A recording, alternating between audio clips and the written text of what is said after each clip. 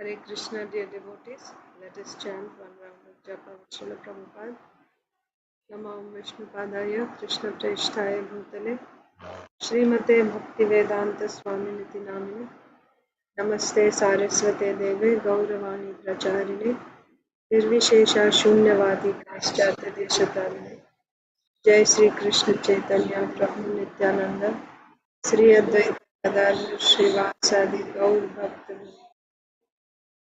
जय श्री कृष्ण चैतन्य प्रभु नित्यानंद श्री अद्वैत गदाधर श्रीवासादि गौर भक्त। हरे कृष्ण कृष्ण कृष्ण हरे हरे हरे राम राम हरे हरे कृष्ण कृष्ण कृष्ण हरे हरे राम राम हरे हरे कृष्ण कृष्ण कृष्ण हरे हरे राम हरे Krishna Krishna Krishna Hare Hare Ram Hare Hare Hare Krishna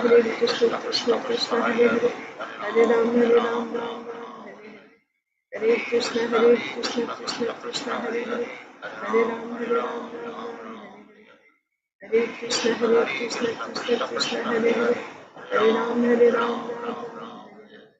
Hare Hare Krishna Krishna Krishna Hare Hare Hare Ram Ram Hare Hare Krishna Krishna Hare Hare Hare Ram Hare Krishna Krishna Krishna Hare Hare Hare Ram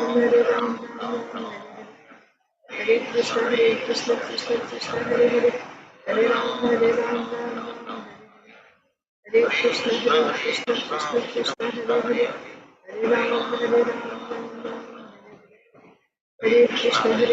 Krishna Hare Hare Hare Ram Hare Krishna Krishna Hare Hare Hare Ram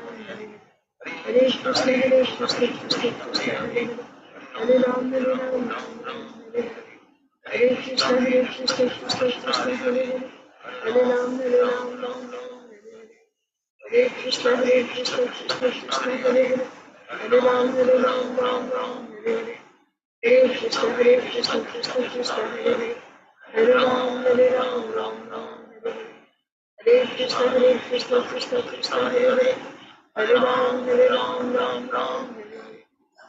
Krishna Krishna Hare Hare Hare Ram Hare Hare Krishna Krishna Hare Hare Hare Ram Hare Hare Krishna Krishna Hare Hare Hare Ram Hare Krishna Krishna Hare Hare Hare Ram Hare Hare Krishna Krishna Hare Hare Hare Ram Hare Krishna Krishna Hare Hare Hare Ram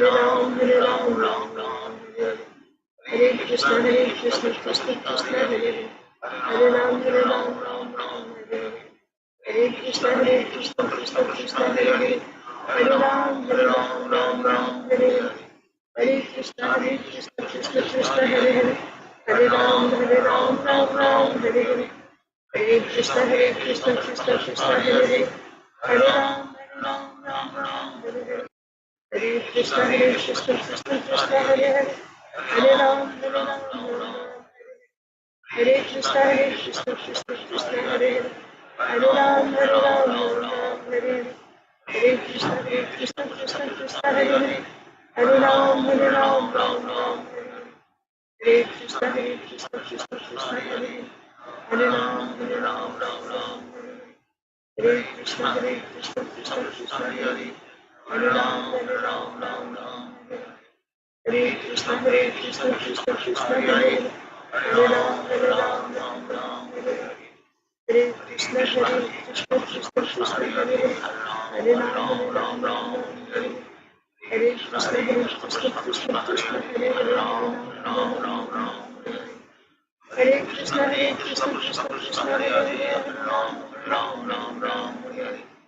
Hare Krishna Krishna Hare Hare Hare Ram Hare Krishna Krishna Hare Hare Hare Ram Hare Krishna Krishna Hare Hare Hare Ram Hare Krishna Krishna Hare Hare Hare Krishna Krishna Hare Hare Hare Krishna Krishna Hare Hare Krishna Krishna Hare Hare Krishna Hare Hare Krishna Hare Krishna Hare Hare Hare Krishna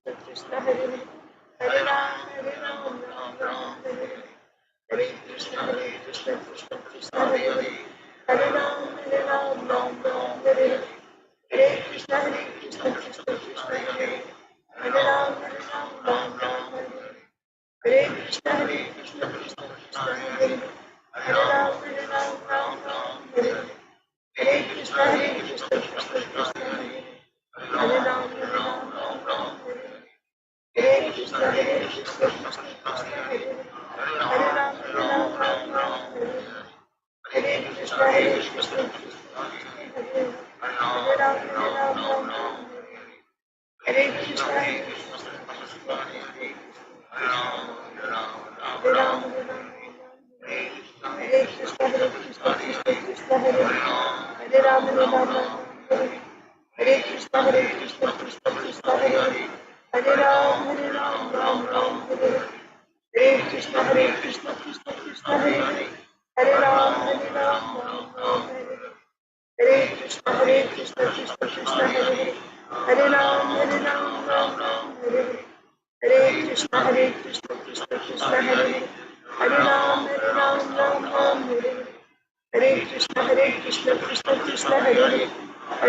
Hare Krishna Krishna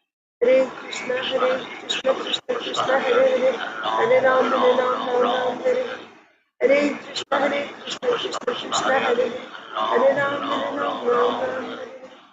Hare Hare Krishna Krishna Krishna Hare Hare Ram Hare Krishna Krishna Krishna Hare Hare Ram Hare Krishna Krishna Krishna Hare Hare Ram Hare Krishna Krishna Krishna Hare Hare Ram Hare Krishna Krishna Krishna Hare Hare Ram Hare Hare Krishna Krishna Krishna Hare Hare Ram Hare Krishna Krishna Krishna Hare Hare Ram Hare Krishna Krishna Krishna Hare Hare Ram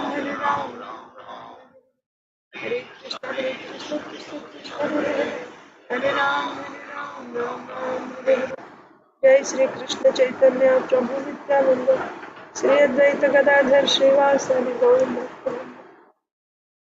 ओम नमो भगवते वासुदेवाय ओम नमो भगवते वासुदेवाय ओम नमो भगवते वासुदेवाय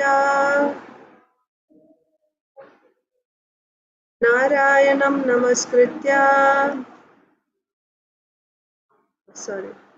नारायणं नमस्कृत्य नरं चैव नरोत्तमं देवीं सरस्वतीं व्यासं ततो जयमुदीरयेत् नष्टप्रायेषु भद्रेषु नित्यं भागवतसेवया भगवत्युत्तमश्लोके भक्तिर्भवति नैष्टिकी नमो विष्णुपादाय कृष्णप्रेष्ठाय भूतले श्रीमते भक्तिवेदान्ता स्वामिन्निति नामिने नमस्ते सारस्वते देवे गौरवाणी प्रचारिणे निर्विशेषा शून्यवादी पाश्चात्यदेशतारिणे जय श्री कृष्ण चैतन्य प्रभु नित्यानंद श्री अद्वैता गदाधर श्रीवासादि गौर भक्तवृंद हरे कृष्णा कृष्णा कृष्णा हरे हरे हरे राम राम राम हरे हरे। ग्रंथराज श्रीमद् भागवतम की जय। Shrimad Bhagavad Gita as it is की जय। श्रील प्रभुपाद की जय। समवेत गौर भक्त वृंद की जय। Hare Krishna, dear devotees, welcome to today's Srimad Bhagavatam for all session. Let's recite Bhagavad Gita shloka. Bhagavad Gita chapter 10 text 39. Anyone who wants to go first can please raise your hands. Aditi Lata Mataji and Haranita, go ahead. Hare Krishna Mataji, please accept my humble obeisances. All glories to Srila Prabhupada. Please accept my humble obeisances, Mataji. Jai Srila Prabhupada. Yakchapi sarvabhutanam bijam tadaham arjuna na tadasti vina yatsyan maya bhutam characharam. Furthermore, O Arjuna, I am the generating seed of all existences. There is no being moving or non-moving that can exist without me. Thank you, Mataji. Hare Krishna. Arunita will read little later, Mataji. Anyone else need to go first? Okay. Once we start the order, we just go in the order. Achintade Prabhu.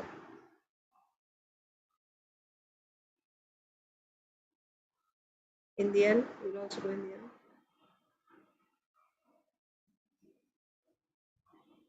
Yes, Mataji, I'll do it at the end. Okay. Inba Inya, Jai Ganesh Prabhu, Jai Shri Mataji.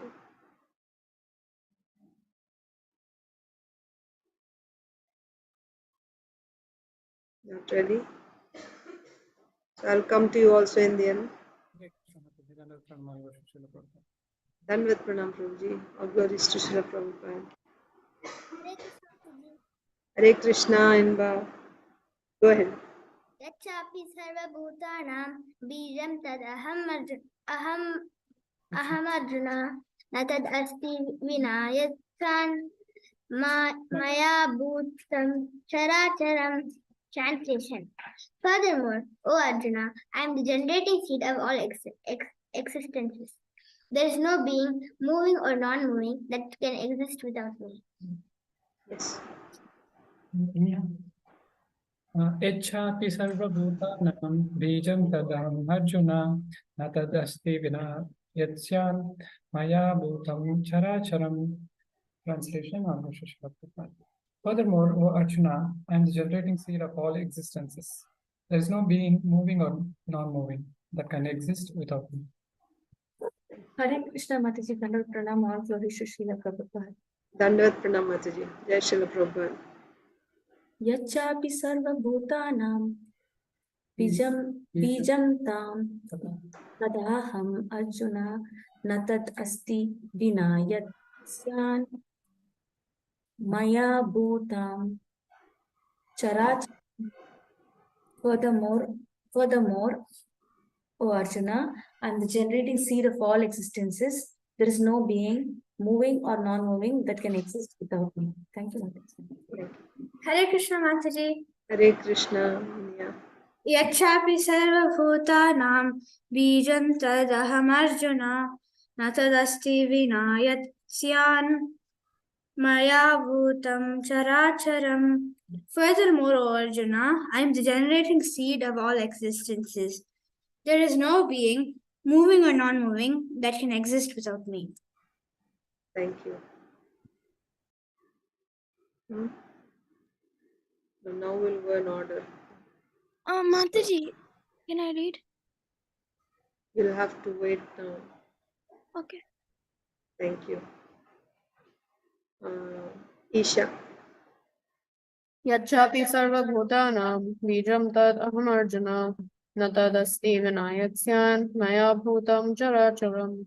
Furthermore, O Arjuna, I am the generating seed of all existences. There is no being, moving or non-moving, that can exist without me. Yes. Krishna Ashish. यच्चापि सर्वभूतानां बीजं तदाहम् अर्जुन न तदस्ति विना यत्स्यान् मया भूतं चराचरम्. Furthermore, O Arjuna, I am the generating seed of all existences. There is no being, moving or non-moving, that can exist without me. Madhava.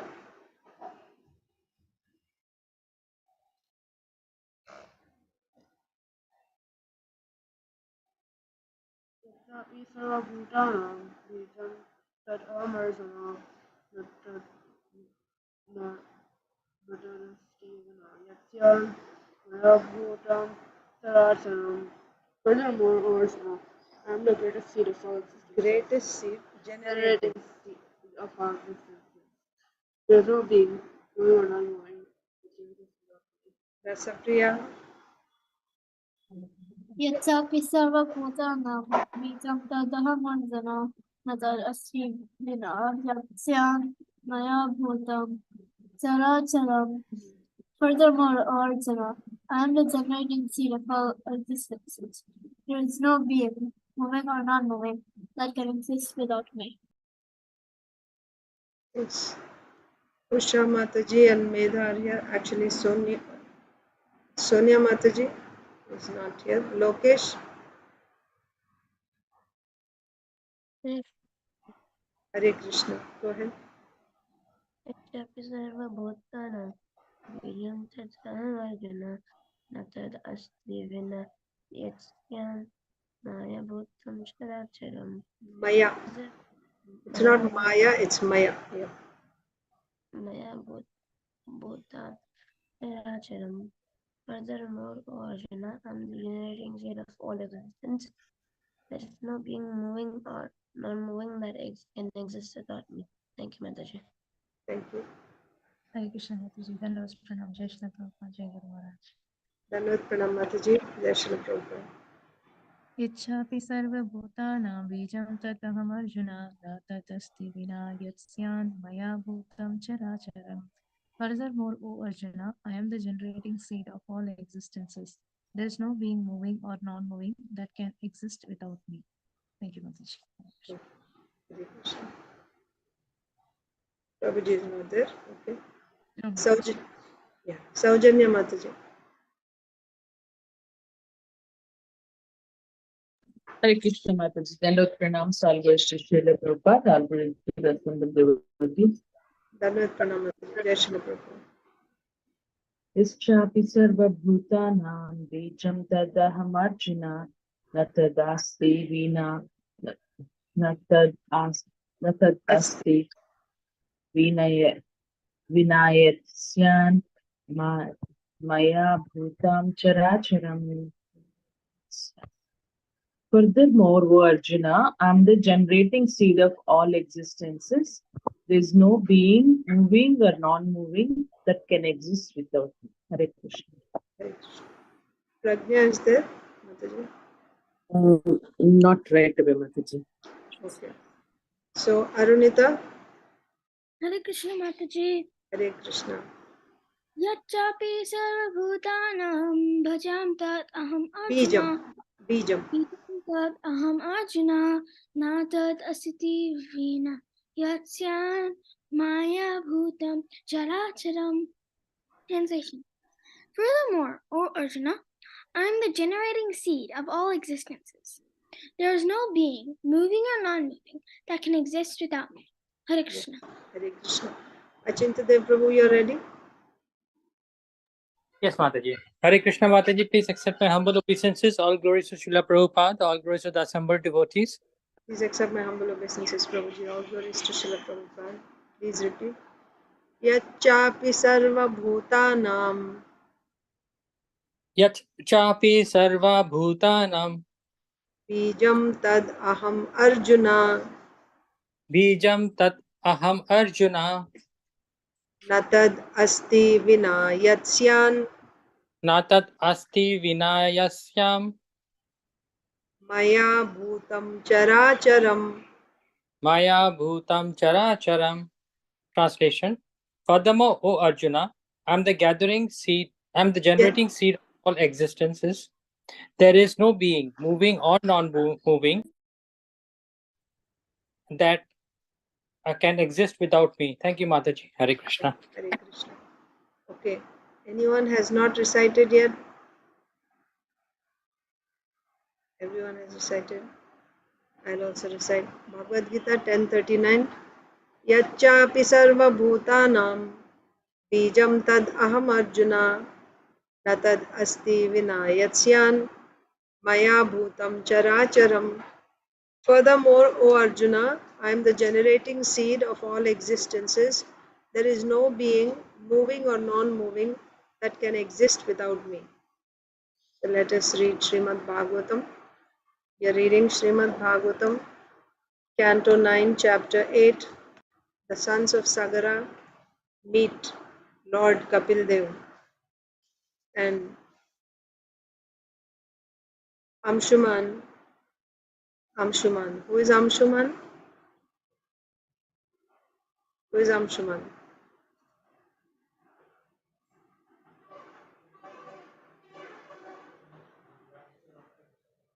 Yes, thank you, Krishna. The grandson of Sagara. Amshuman is the grandson of Sagara. So Amshuman is offering prayers to Lord Kapil Dev. That's what we are reading. So, what did we read yesterday? Let's quickly look at yesterday's verse. Oh, completely. Oops.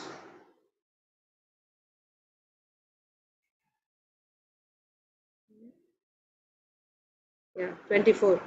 Oh, completely peaceful Lord, although material nature, fruitive activities, and their consequent material names and forms are your creation, you are unaffected by them. Therefore, your transcendental name is different from material names, and your form is different from material forms. It looks like material, but actually it is not material. Your name may look like other names, but actually it is not the same. Why? Because even though everything is coming from you, still you are not affected by the material energy. You assume a form resembling a material body just to give us instructions like those of Bhagavad Gita. But actually, you are the original, supreme original person. I therefore offer my respectful obeisances unto you. That's what we read yesterday. And then what was Srila Prabhupada is saying, if anyone is, so people are not able to see Krishna as a supreme, they think that they are ordinary. Who thinks like that? Mudha. Avajananti mam mudha. Mudha means foolish people, asses. Avajananti mam mudha manushim tanum ashritam. Seeing that Krishna also has 2 hands, 2 legs, he is also born as a king and there are other kings, so he is also a human being. Or actually the supreme absolute truth is transcendental, but he has accepted a material form. The body of Krishna is material. Like this, they come up with all types of theories.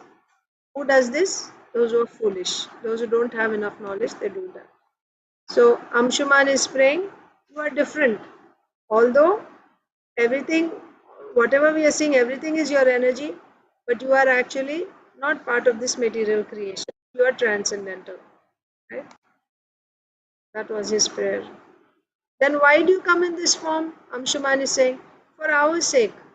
So that, when you come in this form, we can relate to you, and then you can give us instructions like Bhagavad Gita so that we can come out of this illusion.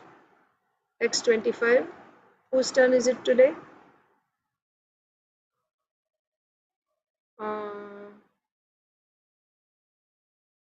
Arunita, did you read yesterday? Mataji, yesterday Isha also read. Isha Then read. I don't know after that if you read. Okay. Because I think we did only one shloka yesterday. We've been doing only one shloka It's per day. Arunita and Arunita Mataji's turn. Achutya Mataji read at last. Achyut Priya Mataji read. So we should begin with Arunita. Okay. And Arunita's family. Great. Thank you. So yeah, either Arunita, Mataji or Prabhuji, whoever is ready. Tvanmaya rachite loke vastu buddhya grihadishu Ramanti kamalobhirshya moha vibhranta chetasaha. Hare Krishna Mataji. Hare Krishna. O my Lord, those whose hearts are bewildered by the influence of lust, greed, envy, and illusion are interested only in false hearth and home in this world created by your mind. Attached to home, wife, and children, they wander in this material world perpetually. Yes, Hare Krishna. Those whose hearts are bewildered by the influence of lust, greed, envy, and illusion. So again, if we see a couple of verses before this, we can actually go back in Amshuman's prayers only.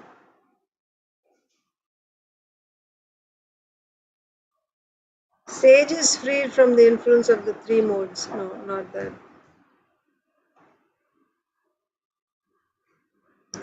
Yeah. You are fully situated in everyone's heart, but the living entities covered by material body cannot see you. Why? Because they are influenced by the external energy conducted by the 3 modes of material nature. Their intelligence being covered by Sattva-guna, Rajoguna and Tamoguna, they can see only the actions and reactions of the three modes of material nature. That's the point, right? Anyone who is covered by the three modes can only see things which are made of the three modes. That's the point. Anyone, so covered by the three modes, when you get this body is our prarabdha karma. Prarabdha karma means activities that are done under the influence of the modes. Activities done under the influence of the modes is karma. And you get a reaction for that karma, and that reaction is in different stages of development. Finally, when it is ripened, the reactions are ripened and they are giving you the result. That is this body, prarabdha karma. So this body is also under the modes of material nature, right? Whether it is gross, subtle bodies, it is covered by the modes of material nature. So anyone whose body or whose body means subtle body, that's also body. Subtle body consists of mind, intelligence, false ego. So anyone whose body is covered by the three modes of material nature can only perceive those things which are also made of the three modes of material nature. That's the point. So now coming back to the present verse, text 24. O my Lord, those whose hearts are bewildered by the influence of lust, greed, envy and illusion. What are these things? Lust, greed, envy and illusion, what are they? These are nothing but the transformations or the vikaras taking place within the subtle body. Lust, anger, greed, illusion, even laziness, happiness, distress, satisfaction, all these are transformations of the subtle body, mind and intelligence. These are not the qualities of the spirit soul. The spirit soul is not envious, the spirit soul is not lusty, the spirit soul is not angry. The spirit soul is always pure, untouched. It is the subtle body, which is of course made of the three modes, which has these influences, lust, anger, greed. It is the subtle body, that means the mind and the intelligence. They are the ones that are going through these transformations. So if the spirit soul is so pure and is never touched, how the spirit soul suffers and enjoys?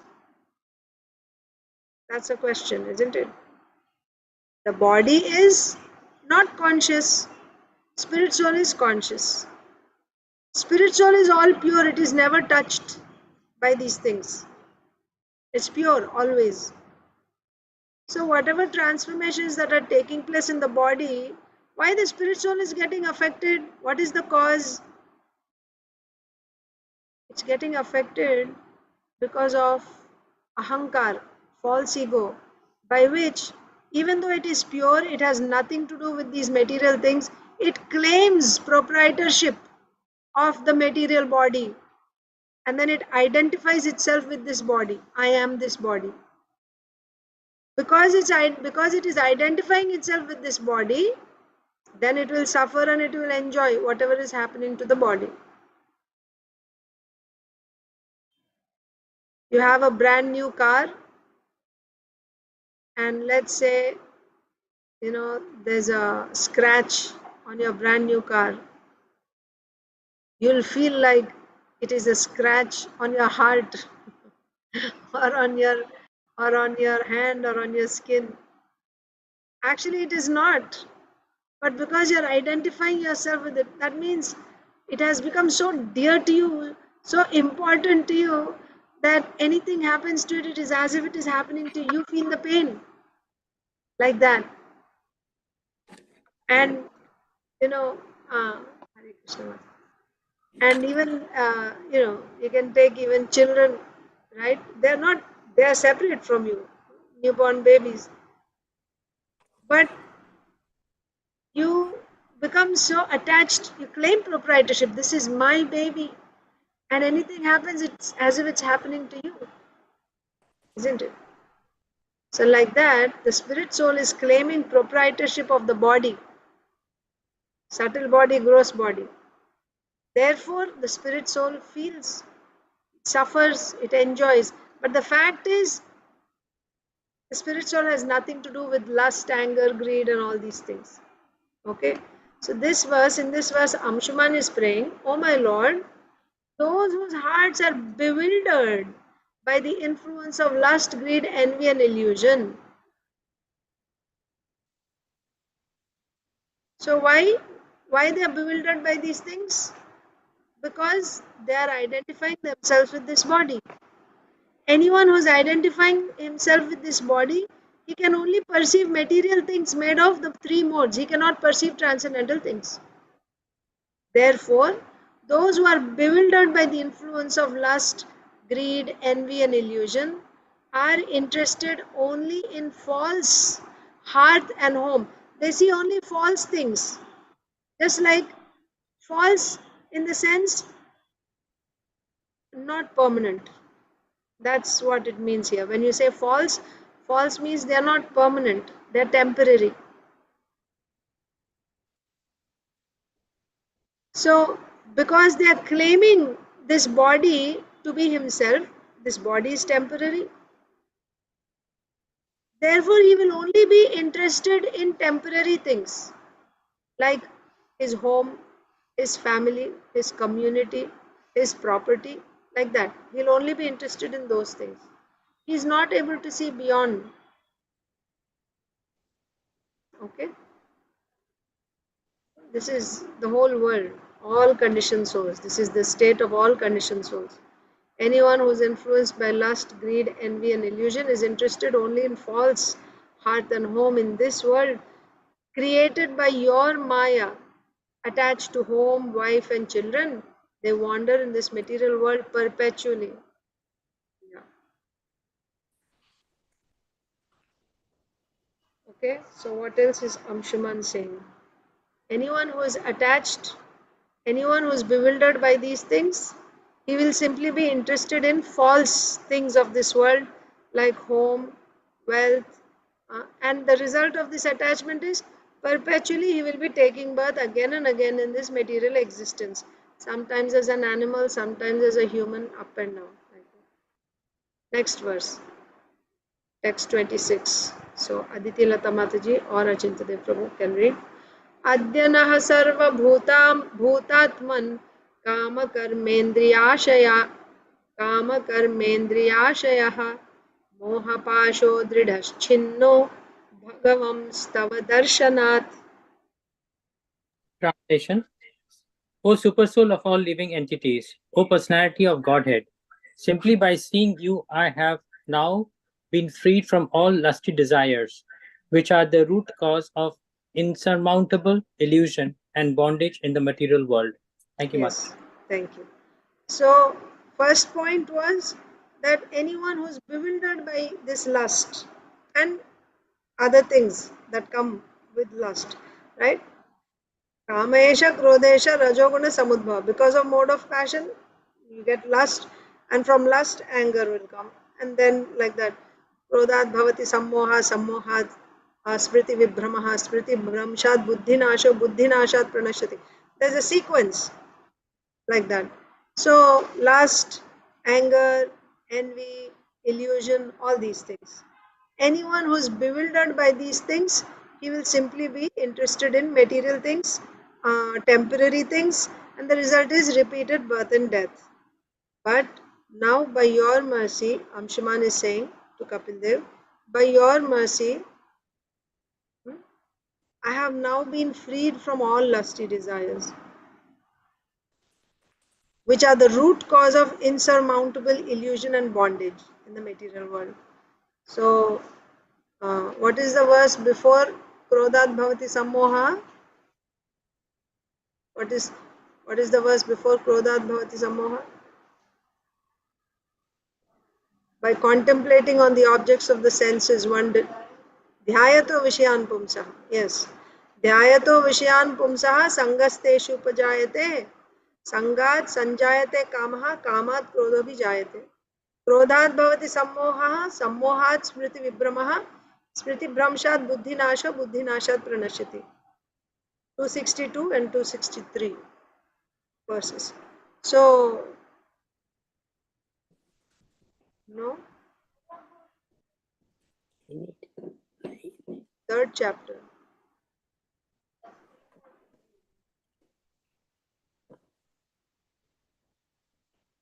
No.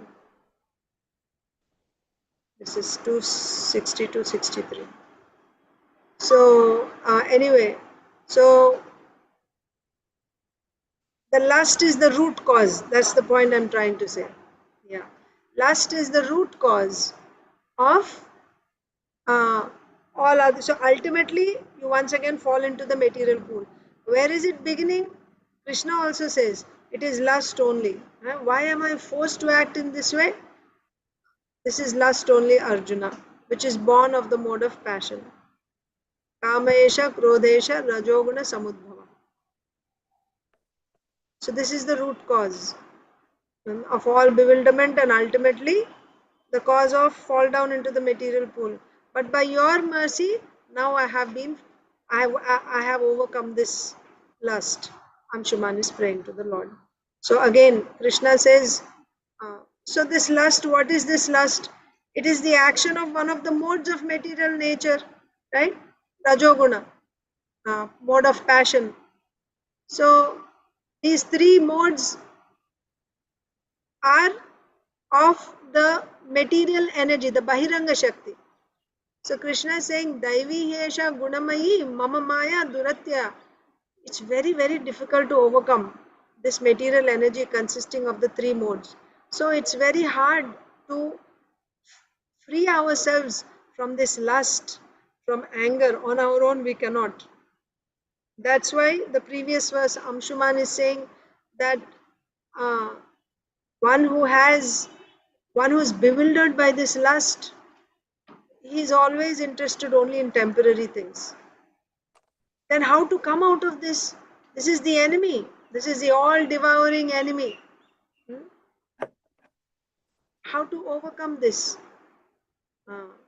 Mamevaye prapadyante maya metam tarantite. Surrender to the Supreme Lord. That's the only solution. Then one can transcend the modes of material nature. In other words, you can overcome lust. So Amshuman is saying, my Lord, by your mercy. So he's surrendering to the Lord, right? And by your mercy, I have been able to overcome this lust. Otherwise, this is the root cause of all problems in this world. Like that. Next verse. Sri Shuka Uvacha. So Aditi Rata Mataji. Ittam Gita-anubhavastam Bhagavan Kapilo Munihi Amshumantam Uvachedam Anugrahya Dhiya Nripa. O King Parikshit, when Amshuman had glorified the Lord in this way, the great sage Kapila, the powerful incarnation of Vishnu, being very merciful to him, explained to him the path of knowledge. Yes, so this is time and again we see this. When the Lord is pleased, Dadami Buddhi Yogam Tam, right? Krishna says, I will give him the intelligence by which he can come back to me. We saw in the case of Nabhaga, the father of Ambarish Maharaj. Lord Shiva, when he was pleased with Nabhaga, what did he do? Of course, he gave the gold, but more important than gold, he gave him the transcendental knowledge, the knowledge for self-realization. And anyone who hears that pastime about Nabhaga, he will also become self-realized. Like that. So when a great personality, that's the benefit, that's the advantage of pleasing the Supreme Lord. How do you please the Supreme Lord? By pleasing his pure devotees. So either way, when you please the pure devotees, the Lord is also pleased. And if the Lord is pleased, then spiritual knowledge is awakened in our heart. Like that. There's no other way. That's the only way. So, O King Parikshit, when Amshuman had glorified the Lord in this way, and the Vaishnavas are very, very merciful, right? If we simply submit ourselves, if we become a little humble in front of them, they're more than happy to give the transcendental knowledge to us. They go out of their way to give this knowledge to everyone, right? If they make so many sacrifices so that people will take this knowledge. So, what to speak of if somebody submissively goes and renders some service, if they are pleased in some way? Oh, very happily. Because if the devotee is pleased, the Lord is pleased. Ultimately, it's the Lord who's giving that knowledge, right? So, here, Kapil Dev, in front of Kapil Dev, just see the contrast. The other 60,000 sons of Sumati, right, first wife of Sagara, King Sagara, they came and they're like, oh, he has stolen the horse, kill him. That was their attitude. Look at Amshuman. When he saw, immediately he prostrated himself, Dandavat pranams, and then he started glorifying. And Kapil Dev was very pleased with Amshuman. And Kapil Dev gave him the transcendental knowledge. He explained to him the path of knowledge. Okay? So Kapil Dev gave the Sankhya philosophy. So that's what he will explain, the path of knowledge. Text 28. So next will be Inba.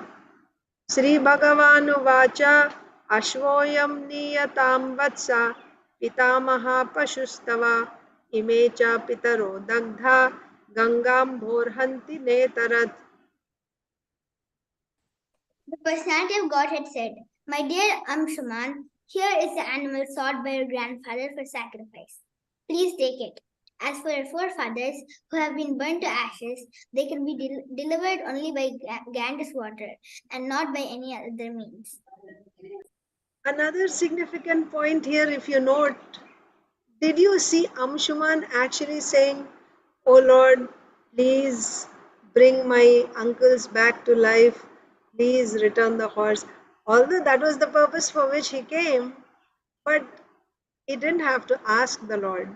He simply came and glorified the Lord, submitted himself. The Lord knows everything, right? Dhruva Maharaj, of course he went there to get a kingdom greater than his father's. With that intention he went. But did he actually pray to the Lord, my Lord, please give me a kingdom and all that? No. This is the purpose. In fact, in case of Dhruva Maharaj, he didn't even want it at that time. He had lost all desire to gain anything material. But still, the Lord gave him because he had come with that desire in the beginning. So he gave him that. So that's another thing. We don't really have to ask the Lord, right? All we have to do is render devotional service for His pleasure. Anyabhilashita shunyam. If we do that, even if there are any desires in the heart, they will be fulfilled, right? Don't do devotional service because by doing this devotional service, I will get something. Then that is not qualified as pure devotional service, because there you're doing it to get something in return. Prahlad Maharaj says that's like a business, right? You pay money and you get something you want. You do bhakti because you want liberation. You do bhakti because you want something. Don't do bhakti for that sake. Never mind, you may have desires in your heart. You may desire to have a nice house. You may desire to have a good, spouse, or whatever else, a good job, whatever, or whatever you may desire. Desires may be in the heart, but don't mix it with bhakti. When you do bhakti, you simply do bhakti for the pleasure of Krishna. That's all. Not expecting anything in return, just to please Krishna. If you do that, bhakti is capable of giving you everything. When you surrender to Krishna, just surrender wholeheartedly, right? And when you do like that, even if you have material desires, they will all be fulfilled. But even when they are fulfilled, they won't be inauspicious. That's the difference. When you have material desires and you go and worship the demigods, there is no love there. It's purely business deal. I will do this vrata and you will give me this. That's why you are going to the demigod, really. And then they give you, right? And then they give you like that. So that's not bhakti. That there's no love there. It's just a business deal. So of course with Krishna, people can do that also. But Bhagavad Gita says 7:16, Chaturvidha bhajante mam jana sukritin Arjuna arto jigyasur artharthi jnani cha bharatarshava. That verse says that these 4 types of people, they are all worshipping the Lord. Not 7:16. I'm talking about 7:15. Namam dushkritino moodaha prapadyante naradhamaha mayaya paharitaggyana asuram bhavam ashrita. 4 types of people do not worship me. Okay? 4 types of people do not worship me or do not render bhakti to me. Who are they? Moodha, mayaya paharita, no, naradhama. Naradhama. So those people who go to the Lord, because you see, if you are not even worshipping the Lord, then you are not even categorized as a human being. According to Srila Vishwanath Chakravarti Thakur, Buddha means donkey. If anyone who is not worshipping the Lord at all is an animal, Pashu, he is not even a human being. Okay? After saying that, then he's saying Nara Adhama. Nara means human being. If he's a human being, that means he's worshipping the Lord. Because if he does not worship the Lord, he's not even a human being. But Nara Adhama, Nara means he's a human being. Human being means, oh, he worships the Lord. But he's lowest amongst the human beings. Why? He'll worship the Lord to get what he wants. And once he gets that, he'll leave. Okay, thank you. Bye-bye. That's all. That is his relationship with the Lord. Just like with the demigods, right? People go, I'll do this vrata, I want something. Once I get it, okay, now my life is my life. Again, when I want something, I may go, I take, and then that's it. The next 4 types of people, Chaturvidha bhajante mam jana sukritin Arjuna artho jigyasur artharthi jnani. Artha, jigyasu and artharthi jnani. These 4 types, they worship the Lord. What is the difference between Naradhama and these people? These people are worshipping the Lord all the time. It's not that they're only worshipping when they need something. Whether they have some difficulty in life or whether they have some, auspicious things and everything is nicely going, they're always worshipping the Lord. They have Lord Vishnu as their Lord. Right? Nevertheless, they also desire comfortable life, right? They want to have, a nice family, and riches, and materially you should be opulent, like that. And they worship the Lord. And if things are going bad, you're having some difficulties in life, then you go and pray to the Lord. My Lord, please save me from this difficult situation. I'm going through this difficulty. My child is going through some difficulty. Please help. They go to the Lord. They don't go to anyone else. They don't go to the demigods. They go to the Lord only. Nevertheless, they are interested. They are interested in, the comforts and pleasures. But they will go to the Lord only. These are the 4 types of people that are worshipping the Lord. So they are different from the karmis. Karmis also, you have different grades, right? One grade of karmis, they don't even go, right? Krishna says in the 3rd chapter, Ishtan bhogan hi wo deva dasyante yagya bhavita taidattan apradayabhyo yobhumte stena evasa. In charge of the various necessities of life, the demigods, This is 3:12, I think. Mataji, what is that before you said after Naradamas, the sloka? Acha, 7:15 is this Naradama shloka. 7:16 is Chaturvidha Bhajante Mam. Oh, okay. Yeah, 7:15 is Namam Dushkritano Muda. Seven. What's Naradama is what number? 7:15. Okay. And 7:16 is Chaturvidha? Chaturvidha Bhajante Mam. 16, next one. Okay. And then karmis, what is that? The other one? That is 3:12, I'm saying. Okay. Thank you. Ishtan Bhogani Vodeva, Dasi. 3:12 or 3:11. I'm not exactly sure. You can look up. I think 3:12 only. Ishtan Bhogani Vodeva. So there it is said that in charge of the various necessities of the life, the demigod Krishna, the Lord is telling, means the creator at the beginning of creation, is telling all the living entities, in charge of the various necessities of life, the demigods will supply all necessities unto you, right? But those who, and so at the beginning of creation, the Lord has given yagya, he has supplied the demigods and yagya. So by this yagya, both the demigods and the human beings will be happy. How? When the human beings perform yagya, the demigods get their food, right? They are satisfied. And when they are satisfied by this yagya, they will supply all needs to the human beings.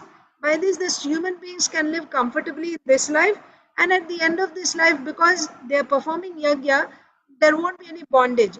Yagya means something which is offered in for the satisfaction of Lord Vishnu. That is yagya. So anyone who does yagya, then that activity will not bind him to this material world. Yagyarthat karmanonyatra lokoyam karma bandhanah. Tadartham karma kaunteya mukta sanga samachara. Therefore, whatever work you do, you should do it as yagya for the satisfaction of Lord Vishnu. Then that work will not bind you. This is the instruction. This is nishkama karma, right? Nishkama karma. You do it for the satisfaction of Lord Vishnu.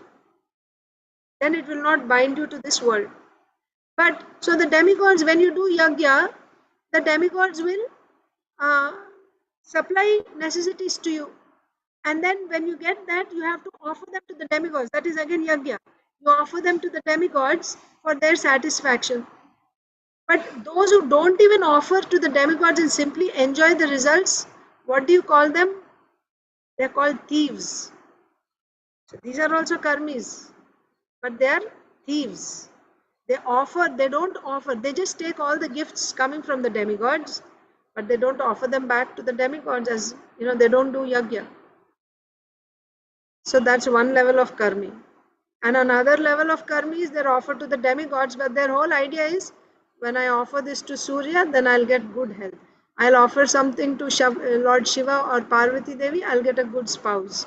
Or I will do something for... Ultimately, they're interested in their own sense gratification. There's no love there. So this is karmi. But when we talk about these 4 types of people who are worshipping the Supreme Lord, they are not worshipping demigods. They are not worshipping demigods. They are actually worshipping Lord Vishnu only. These 4, Artha, Jigyasu, Artharthi, Jnani, all 4 of them are actually worshipping Lord Vishnu. But they are different from the devotees who are aspiring for pure devotional service. Right? They don't have an aspiration that one day I want to get Anyabhilashita Shunyam Jnana Karma Dhyanavritam. I want to enter into pure devotional service. They don't have any such aspirations. Nevertheless, Lord Vishnu is, they offer everything they offer to Lord Vishnu. But at the same time, they're attached. Attached means, they like Sukha Aishwarya, happiness, and Aishwarya means opulence. They are interested. So Sukha, Aishwarya, they're interested.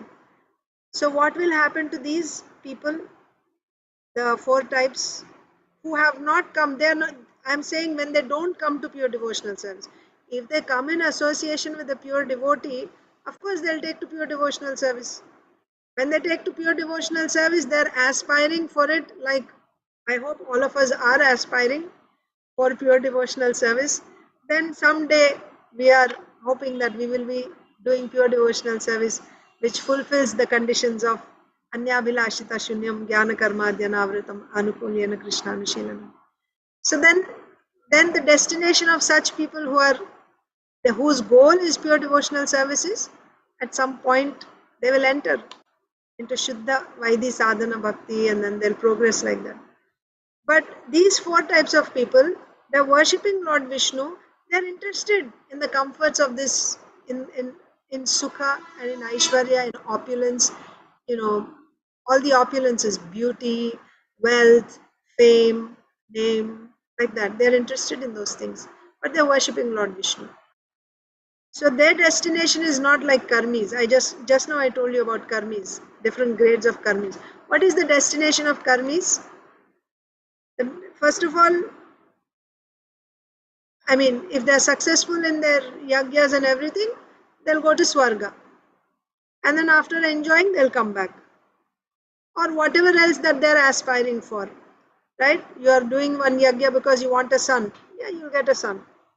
Or you're doing something. So that's the destination. That means the ultimate end of karmis is repeated birth and death in this material world. Repeated cycle of birth and death. Now, what is the result of these four types of people? Artha, Jigyasu, Artharthi, and Jnani. They're worshipping the Lord, but they don't have any goal of pure devotional service. But they're worshipping Lord Vishnu. Because they still have this desire for Sukha and Aishwarya, but they're worshipping the Lord. So, by that worship, if at the time of death, right, they are able to remember the Lord, Antakalecha mameva smaran muktva kalevaram, right? So if they perfect that path that they are following, that they are, so they're devotees. These four types of people, they're actually devotees. Devotees means Pradhani Bhuta Bhakti. Pradhani Bhuta means primarily they're doing devotional service, but along with devotional service, they do karma, or they're primarily doing devotional service, but they also have some desires for some comforts, for some wealth, like that they may have some desires, but they're also doing bhakti, like that. But primarily, they're doing bhakti only. Mainly they're doing bhakti, a little bit they may be doing karma or jnana, like that. Okay? These four types of people. What is their destination? That's the question. Their destination is they get liberation. What type of liberation? They get salokya, sukha aishwarya yukta, salokya mukti. That means they'll go to the same planet, like Vaikuntha planet. To the planet where the Lord is residing, they'll get in the same planet, and they will live there in great comfort and opulence. Will they come back to this material world again? No, they won't come back. They won't come back. They will live there. They will live there. Then what is the difference between somebody who does pure devotional service and he goes, somebody can do pure devotional service to Lord Ramchandra, to Lord Narsimhadev. They can also go to Vaikuntha or Ayodhya. What is the difference between those devotees and these devotees who go? Those devotees, when they go, because their goal is what? Service. They want seva. So they'll get service to the Lord. They get service to the Lord. Whereas these devotees who go, their goal was not service. They are not aspiring for service. So they will be on the same planet as the Lord, living in comforts, in opulence. You don't have to die. You don't have to come to this material world. You live there happily in comforts, right? And that's eternal. Whereas karmi is when they go to Swarga, they'll also get comforts, but it is temporary. Whereas these four types of people, when they go to Swarga, not four, first three, Jnani is a different category. Artha, Artharthi and Jigyasi. These three will actually go to Vaikuntha and they will live there in Sukha Aishwarya, transcendental, eternally. That's the difference. So anyway, why did we go into this discussion? Let's go back to the translation. My dear Amshuman, here is the animal sought by your grandfather for sacrifice. Please take it. As for your forefathers who have been burnt to ashes, they can be delivered only by Ganges water and not by any other means. Okay, so I was telling you that Amshuman did not pray to Lord Kapil Dev, please give me this, give me that. Not required. The Lord understood and he gave. Right? So sometimes, so I was saying, people may have some desires, the Lord fulfills those desires also. If you do pure devotional service, your desires are automatically fulfilled. But the goal of pure devotional service is what? Seva, love of Godhead, seva.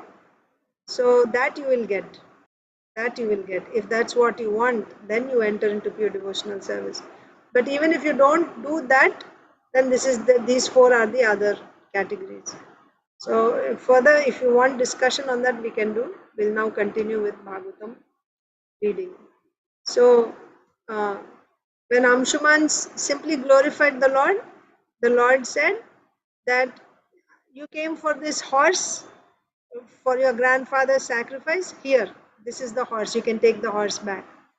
And as for your uncles, they're all in piles of ashes now, right? So they will be delivered only by river Ganges, no other means. So that means now you have to bring the Ganges here. Tam parikramya shirasa prasadya hayamanayat sagarastena pashuna yagya shesham samapayat. Inya. Thereafter, Amshuman circumambulated Kapila Muni and offered him respectful obeisances, bowing his head. After fully satisfying him in this way, Amshuman brought back the horse meant for sacrifice, and with this horse, Maharaj Sagara performed the remaining ritualistic ceremonies. Yes.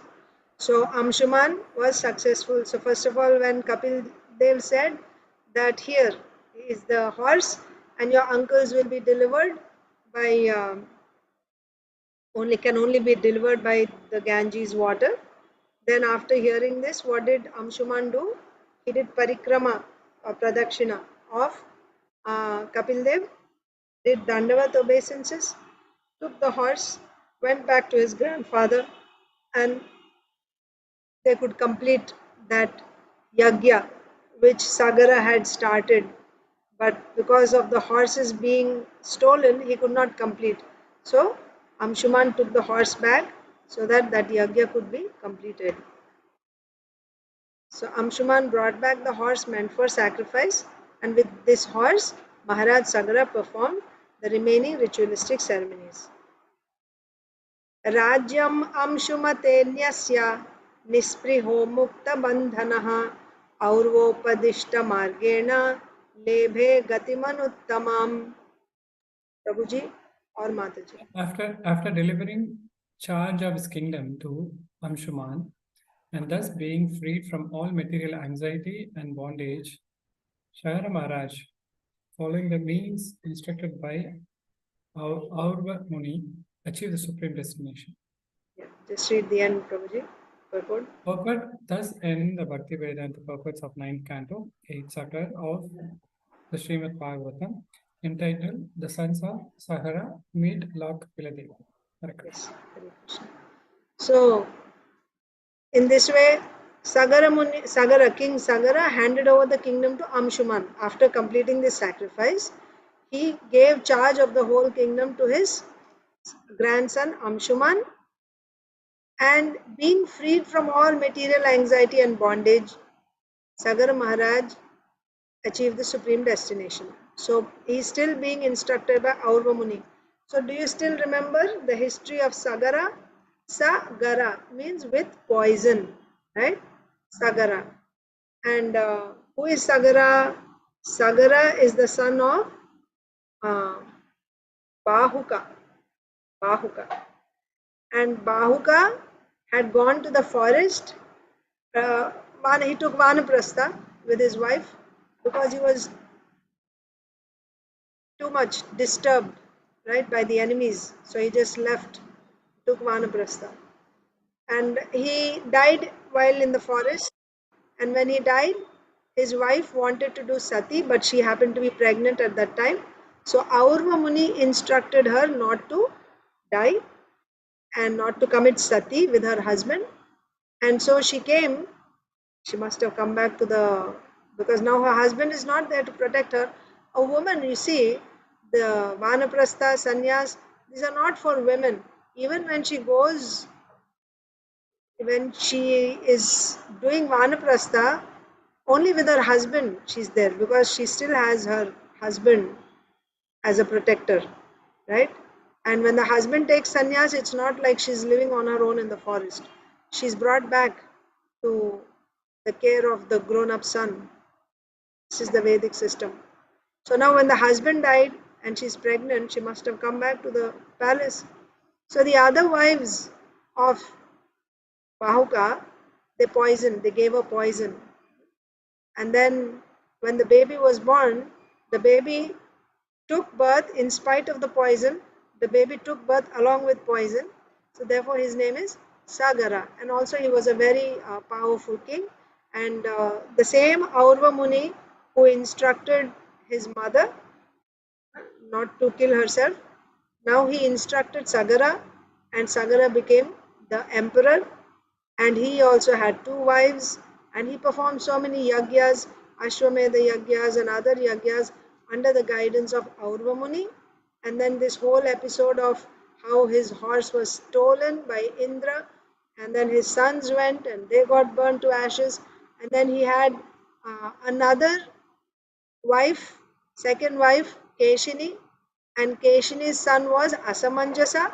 And then we read about Asamanjasa's history, how in his past life he was a great Ashtanga yogi, but somehow due to bad association he fell down and took birth again as Sagara's son Asamanjasa.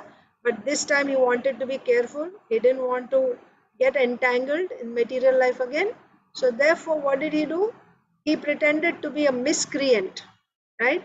So he would drown his classmates in the river like that. So playmates. So when he did that, the father, Sagara, in order to correct him, he exiled him to the forest. So when he was exiled, what did he do? He brought all the friends that he had killed, he brought them back to life, showed them to the parents also, parents of those boys, and also to his father, Sagara. They were all astounded by his yogic powers. And showing them this, he said, now, anyway, the father had exiled him, and that's what he wanted also. He just went to continue with his yoga. So he left. So now this Asamanjasa had a son. He had a son called Amshuman. So therefore, when the first wife's 60,000 sons were all burnt to ashes, this Amshuman went looking for the horse stolen by Indra as well as for his uncles. And then he came to the same place where Kapil Muni is performing his tapasya, and there he offered those prayers to Kapil Muni, we read just now. And after that, Kapil Muni returned the horse, being pleased, gave him transcendental knowledge, returned the horse, and also told him how his uncles could be delivered. So this Amshuman took the horse, went back, completed that yagya. Again, under the guidance and instructions of Aurva Muni, Sagara became completely disentangled from material attachments, and he handed over the kingdom to Amshuman, and he got perfection of life. Now, why we read about Sagara and his sons? Sagara is one of the descendants of Ikshvaku. We are reading about the descendants of Ikshvaku. And why we are reading about the descendants of Ikshvaku? Ikshvaku is the son of Vaivasvata Manu. So the question by Parikshit Maharaj was, I want to hear about all the descendants of Vaivasvata Manu. Why Vaivasvata Manu? That's the current Manu that we are in, Vaivasvata Manu. So Parikshit Maharaj wanted to hear in detail. So that's how we came down to Sagara and now to Amshuman. Now we are going to the next chapter. I'll just maybe read the summary and then tomorrow we can start reading the verses. Okay, chapter 9, the dynasty of Amshuman. This chapter describes the history of the dynasty of Amshuman up to Katwanga, and it also describes how Bhagiratha brought the water of the Ganges to this earth. The son of Maharaj Amshuman was Dilipa, who tried to bring the Ganges to this world, but who died without success. Bhagiratha, the son of Dilipa, was determined to bring the Ganges to the material world, and for this purpose he underwent severe austerities. Mother Ganges, being fully satisfied by his austerities, made herself visible to him, wanting to give him a benediction. Bhagiratha then asked her to deliver his forefathers. You see, so many generations have passed already. Still the ashes were there. So Bhagiratha asked Mother Ganges to deliver his forefathers. Although Mother Ganges agreed to come down to earth, she made two conditions. First, she wanted some suitable male to be able to control her waves. Second, although all sinful men would be freed from sinful reactions by bathing in the Ganges, Mother Ganges did not want to keep all these sinful reactions, right? So everyone will come and dump all their sins into her and she has to hold all the sins. So she said, I don't want to hold all their sinful reactions. These two conditions were subject matters for consideration. Bhagiratha replied to Mother Ganges, the personality of Godhead Lord Shiva. Please note, it does not say the Supreme Personality. It says the personality of Godhead, Lord Shiva, will be completely able to control the waves of your water. And when pure devotees bathe in your water, the sinful reactions left by sinful men will be counteracted. That's the thing. So people come, ordinary people, go to take bath in the Ganges to shed all their sins. Pure devotees also go to take bath in the Ganges. When pure devotees go to take bath in the Ganges, they relieve Mother Ganges of all her sins. It doesn't mean that they take all the sins on themselves. They don't, because they are pure devotees, right? So they carry Krishna in their hearts. Vidurji says this in the first canto, right? Your devotees are actually places of pilgrimage because they are carrying the Supreme Lord in the heart. And when they go and take bath in a river, what happens is, whatever sins there are, what happens when some contamination comes in contact with fire? Or when some contamination comes in contact with sun, what happens? Does sun get contaminated? No, that contamination becomes purified. Sun can suck, all the water from urine, but sun will never become contaminated. Rather, that place becomes purified because they are very powerful personalities. What to speak of the Supreme Lord himself? And pure devotees carry the Supreme Lord in their hearts.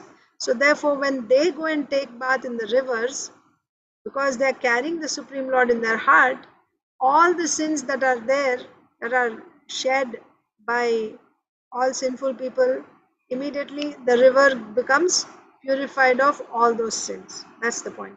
That's why pure devotees go and take bath in the river. Of course, pure devotees don't think that we are taking bath in the river Ganges so that river Ganges will become pure. They never think that, we are pure devotees.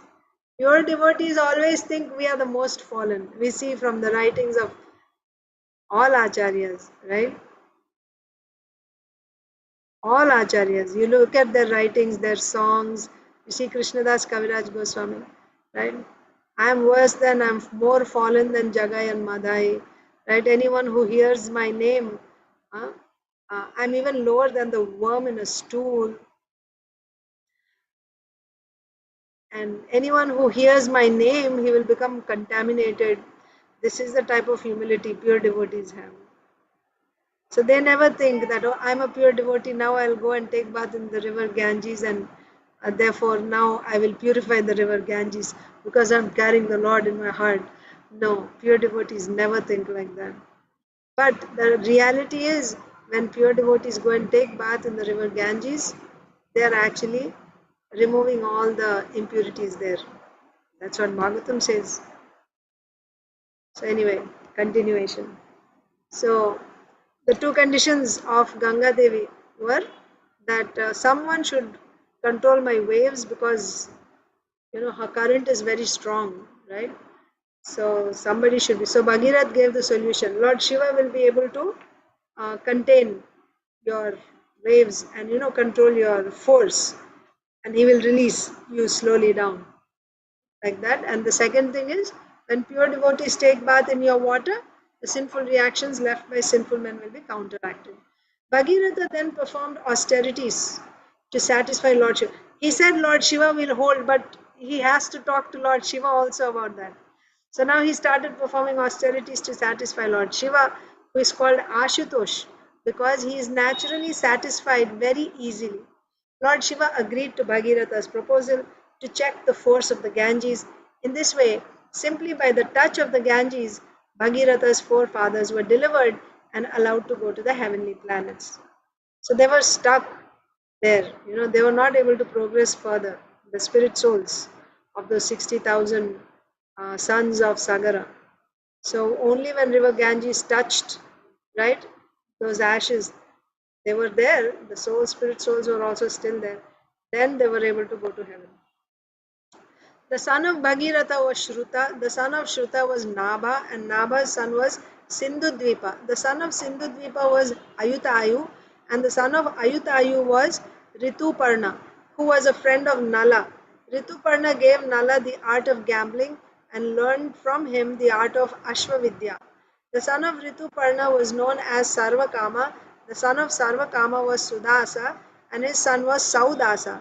The wife of Saudasa was named Damayanti or Madayanti. Damayanti or Madayanti. And Saudasa was also known as Kalmashapada. Kalmashapada. Because of some defect in his fruitive activities, Saudasa was cursed by Vasishta to become a Rakshasa. Saudasa was cursed to become a Rakshasa. While walking through the forest, he saw a Brahmana engaged in sex with his wife, and because he had become a Rakshasa, he wanted to devour the Brahmana. Although the Brahmana's wife pleaded with him in many ways, Saudasa devoured the Brahmana, and the wife therefore cursed him, saying, "As soon as you engage in sex, you will die." After 12 years, therefore, even though Saudasa was released from the curse of Vashishta Muni, he remained sonless. At that time, with Saudasa's permission, Vashishta impregnated Saudasa's wife Madayanti. Because Madayanti bore the child for many years but still could not give birth, Vashishta struck her abdomen with a stone, and thus a son was born. The son was named Ashmaka. The son of Ashmaka was known as Balika. He was protected from the curse of Parashuram because of being surrounded by many women, and therefore he is also known as Nari Kavacha. When the entire world was devoid of Kshatriyas, he became the original father of more Kshatriyas. He is therefore sometimes called Mulaka. From Balika, Dasharatha was born. From Dasharatha came Aidavidi, and from Aidavidi came Vishwasaha. The son of Vishwasaha was Maharaj Khatwanga. Maharaj Khatwanga joined the demigods in fighting the demons and was victorious, and the demigods therefore wanted to give him a benediction. But when the king inquired how long he would live and understood that his life would last only a few seconds more, he immediately left the heavenly planets and returned to his own abode by airplane. He could understand that everything in this material world is insignificant, and thus he finally engaged in worshipping the Supreme Personality of Godhead, Hari. So, we will begin reading another very interesting chapter, chapter 9, tomorrow. So, this chapter 9 is entitled The Descendants or the Dynasty of Amshuman. Okay? So, now we will read Bhagavad Gita. We'll read another paragraph of the introduction. Srimad Bhagavatam. Yes, Mataji. Khatwanga Maharaj could have immediately, instantly started chanting there itself. Instead, he went back to the duty. Yeah, because it was heavenly planet, right? Just like you can be in SL World or in Disneyland, you can be chanting there, but too many distractions. Association matters, right? Your Yes, Mataji. association matters. So Swarga is filled with so many uh, material opulences, distractions. So therefore he said, when they asked him, they wanted to give him some benediction. So he went, and on the banks of river Yamuna, I think, right, near Vrindavan somewhere, or Mathura. So there he went and remembered the Lord, and he gave up. Just like we go to the temple for association, we can be chanting at home also, still we go, right, like that. My case is different. I'm not as pure as Katpanga Maharaj. So what would you do? No, I would definitely. I will start chanting whatever way I can. Right. And if I know that that's how we are supposed to do bhakti, right? By thinking that, because we don't know when we are going to die, but of course, I'm just saying it, but I'm not doing it. Yeah. So now we should do it also, by Krishna's mercy. Yes, Mother. Bhagavad Gita, continuation of Bhagavad Gita introduction. The Supreme Conscious Ishvara is similar to the living entity in this way. So we are seeing the difference between, we are reading the 5 topics, 5 subjects of Bhagavad Gita.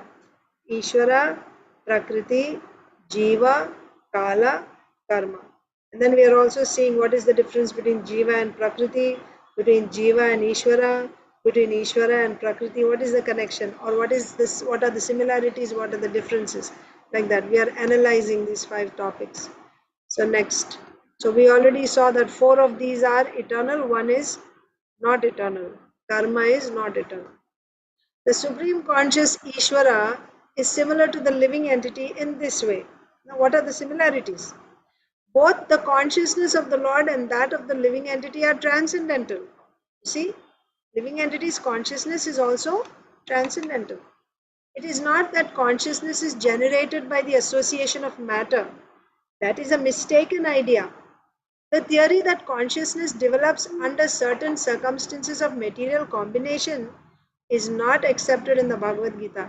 Like medicine, modern medicine says that, when a woman is pregnant, I think a certain, before 7 months or something, they say there is no consciousness, or not 7 months, I don't know how many months. So during that period, you can do abortion and there is no problem, because there's no life, it's not conscious yet. It's not, there may be life, but it's not yet developed, and there's no consciousness. I don't know what they say. Like, it's not like a murder or anything if you did before. But later stages, they don't do, because already, the body is developed and all that. So that means life is coming at a certain stage of material development. That's what they're saying, but that's not a fact. Bhagavad Gita is saying consciousness is not developed by the material circumstances. No, that's exactly what we discussed in Bhagavatam also today. Consciousness of the soul is spiritual, it is pure. But because of claiming the body to be the self, now it thinks, right? Now it becomes, happy, sad, and intelligent or dull. All these things these are not the qualities of the soul. These are the qualities, these are transformations in the subtle body. These are not the qualities of the soul. So therefore consciousness is pure. That's the point. So that's a mistaken idea, Srila Prabhupada is saying. What is a mistaken idea? That consciousness is generated by association of matter. The theory that consciousness develops under certain circumstances of material combination is not accepted in the Bhagavad Gita. Consciousness may be pervertedly reflected by the covering of material circumstances. Yes, it is pervertedly reflected, just like, you know, you put some pink film on your glasses, everything looks pink. It doesn't mean that my eyes have become pink or everything has turned pink. There's a film, because of that film, it's appearing pink. Similarly, my consciousness is pure, but like that pink film, there's a film of this material modes, right? Therefore, of the mind, of the intelligence. So therefore, so what is that film? It is the spirit soul's identifying itself with the body. That's what it is. Ahankara, it's called. Thinking that I am this body. And then as soon as I think I am this body, then I'll think, oh, I'm an Indian, or I'm an American, or I'm fat, or I'm thin, or I'm intelligent, or I'm dull, like that. I like this is my friend, this is my enemy. All these things come because of the perverted reflection of the consciousness, because of this film of the modes of material nature, especially the ahankara, because of ahankara. But originally consciousness is not pure. Okay? I mean, it's not impure, it is pure. Oh, thank you. Yeah. Consciousness may be pervertedly reflected by the covering of material circumstances. Yes. Just as light reflected through colored glass may appear to be a certain color, but the consciousness of the Lord is not materially affected. Yes. So, my consciousness can be affected by the material circumstances. It is affected means it's pervertedly reflected. But with the Lord, even that does not happen. There's no chance of the Lord's consciousness being affected in any way by the material influence. Lord Krishna says, Maya Dyakshena Prakriti, right? Under my supervision, this Prakriti is functioning. When he descends into the material universe, his consciousness is not materially affected. That's there. What are we reading in this purport? We're reading about the difference between the consciousness of Jiva and the consciousness of the Lord. So when Krishna descends to this world, we are also taking birth, he also appears to take birth. But what is the difference? When he descends, his consciousness is not materially affected, but our consciousness is. Yes? If he were so affected, he would be unfit to speak on transcendental matters as he does in the Bhagavad Gita. Right? Then what's the difference between him being a teacher and us being students? If he is just like us, how can he become a teacher on transcendental subject matters? One cannot say anything about the transcendental world without being free from materially contaminated consciousness. Exactly what we read today in Bhagavatam, what Amshuman prayed to Kapil Dev.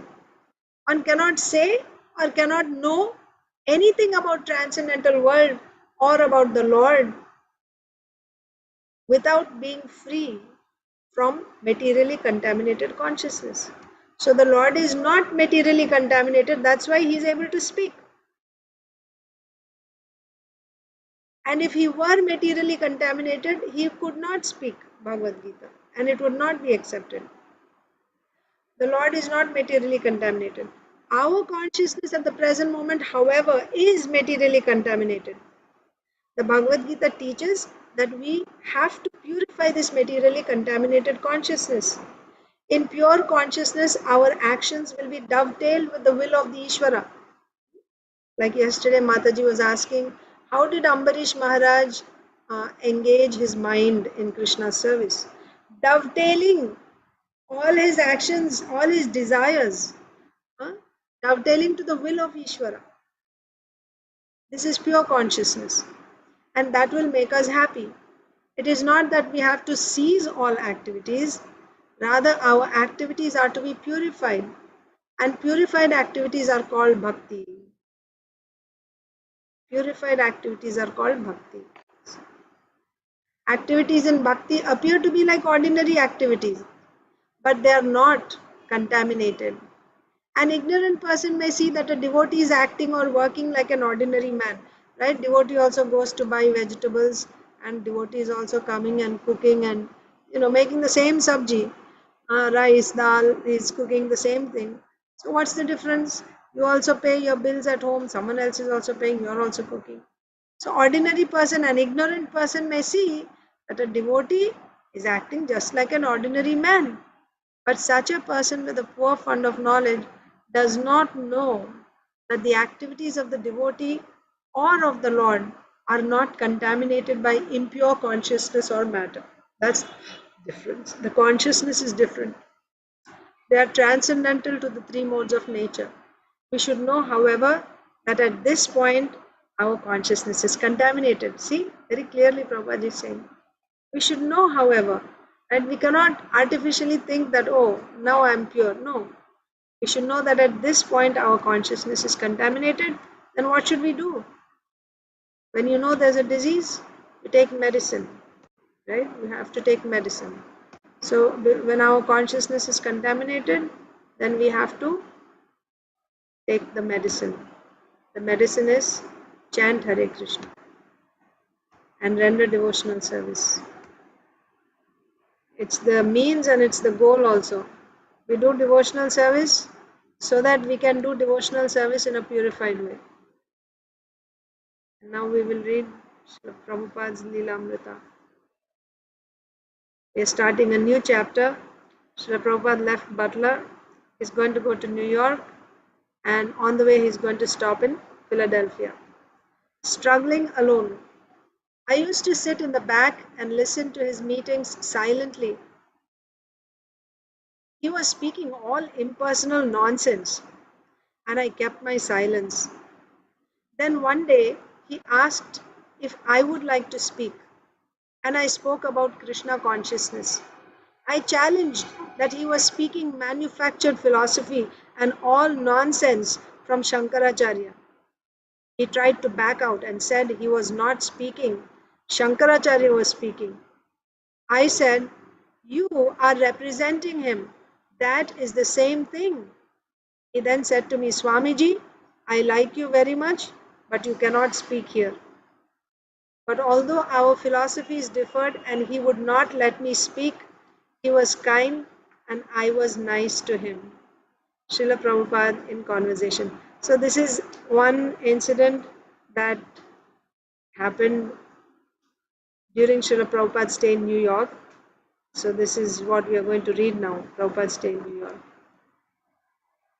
So I'll just read the first beginning and we'll end. Prabhupada knew no one in New York City, but he had a contact, Dr. Ramamurthy Mishra. He had written Dr. Mishra from Butler. Contact means from Butler. He had written Dr. Mishra from Butler, enclosing the letter of introduction Paramananda Mehra had given him in Bombay.